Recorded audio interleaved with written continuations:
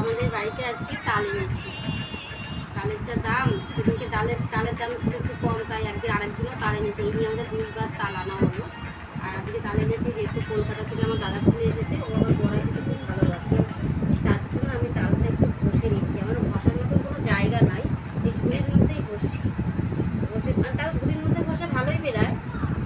এই দেখো কি সুন্দর বেড়া যাচ্ছে, একদম মানে একটু আশ কিচ্ছু উঠছে না, খুব সুন্দরভাবে ঘষা হচ্ছে। এই কি একটু কষ্ট হচ্ছে, আর কিছু না, কিন্তু তালটা ভালোভাবেই বেরাচ্ছে। এই যে গোলাটা আমি দেখো একটু আশ নাই, কি সুন্দর গোলাটা বেরিয়ে গেছে। এই দেখো তোমাদের কেমন লাগলো বললো তোমরা।